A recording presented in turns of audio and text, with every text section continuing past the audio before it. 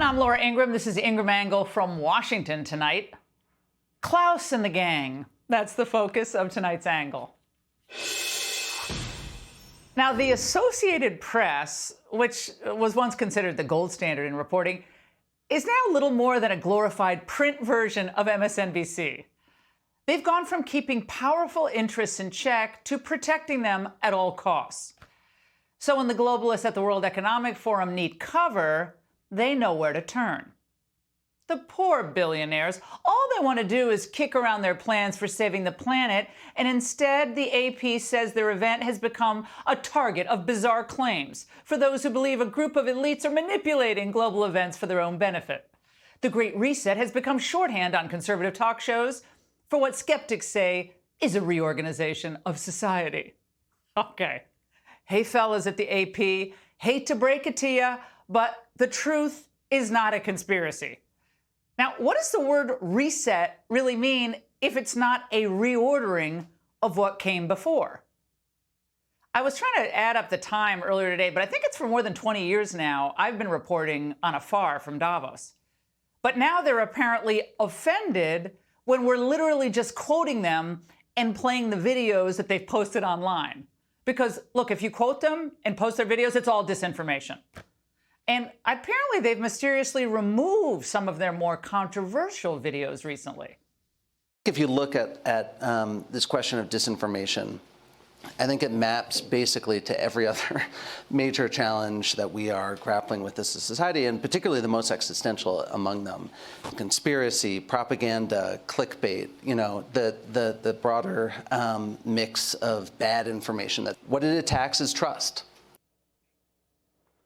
What Arthur doesn't seem to fathom is that the elites brought this on themselves. Now, the reason the public doesn't trust the media establishment like that guy, or the corporate establishment, the public health establishment, is because they've long ago ceased being honest brokers. They've become rank partisans and, of course, committed globalists. So how is it that a bunch of brave doctors were the first to expose the problems with those mRNA COVID shots?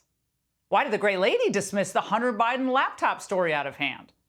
Another conspiracy, they called it, please. Now remember, the elites, even our own media, they really don't like your free speech.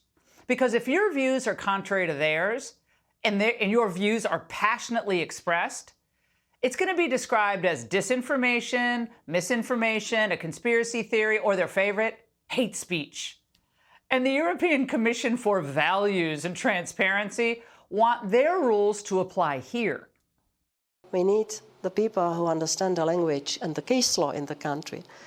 Because what qualifies as hate speech, as illegal hate speech, which you will have soon also in the US, I think that we have a strong reason why we have this in the criminal law.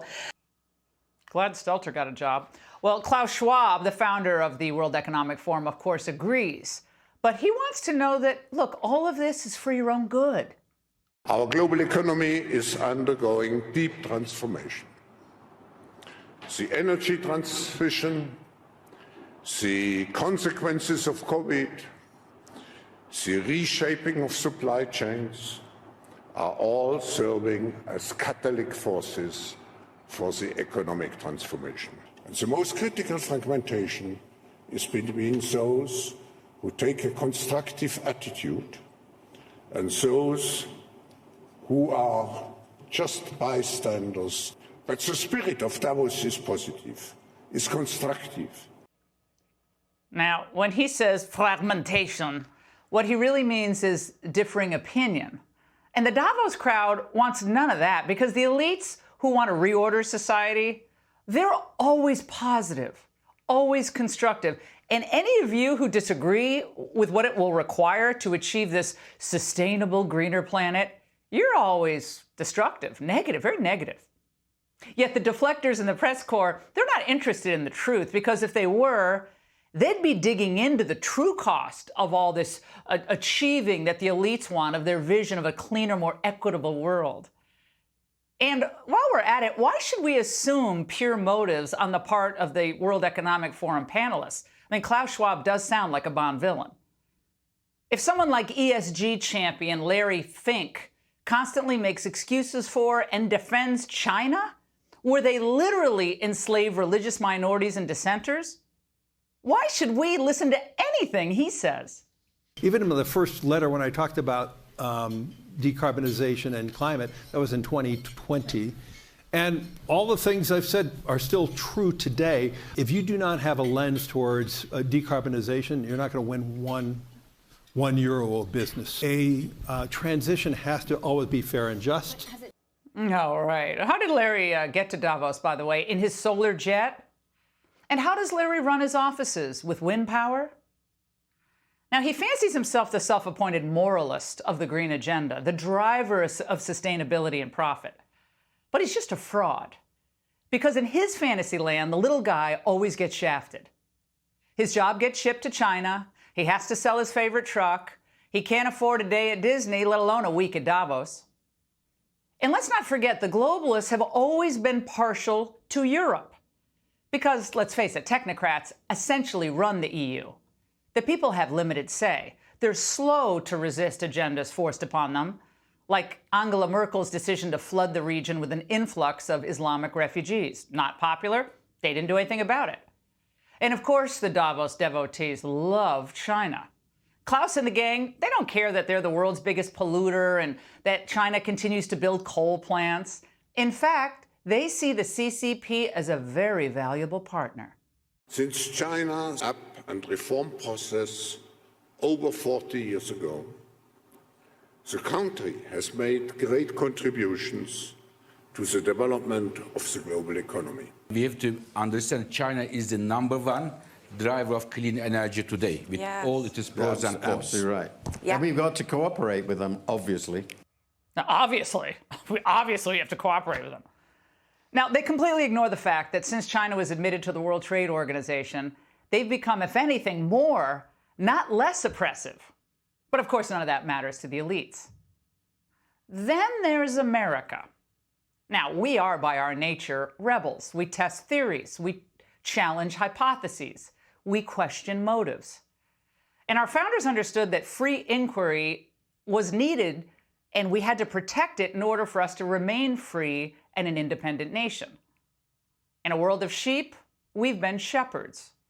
We go our own way to protect our flocks. And when push comes to shove, we won't hesitate, generally, to shove the elites against the wall if they start encroaching on our freedom. But with Biden in the White House, the Davos crowd thinks they have an opening. He's their useful idiot. But they know they may have only a 2-year window to co-opt America and advance their initiatives. The end is we have to save this planet to save our freedom and the way we are living. And we are not good enough yet. We have to improve. I feel that you were talking about the word development. I think indeed we don't need growth or development. I really think less is more, and I'll leave it at that. No more development. None for you. No more growth. It's back to the Stone Age. Well, beneath all their breathless blather about sustainability and global equity lies the truth about the globalists' real goals. Look, we're not experiencing a planetary emergency. They're experiencing a power emergency, meaning theirs is in jeopardy. Protecting their own perches of influence and money, consolidating their power by any means necessary is their aim. So your modes of transportation, your food sources, how you cook your food, your right to self-defense, your right to free speech, even your right to own property would be sacrificed for the greater good. But just remember this. Klaus and the gang's greatest hits are only popular among a small slice of left-wing fanatics and elites who fly to Davos to virtue signal on the way to the caviar and Cristal. In 2 years, America is going to have a new leader who puts America first and the Davos doofuses on notice. And that's The Angle. Hey, Sean Hannity here. Hey, click here to subscribe to Fox News YouTube page and catch our hottest interviews and most compelling analysis. You will not get it anywhere else.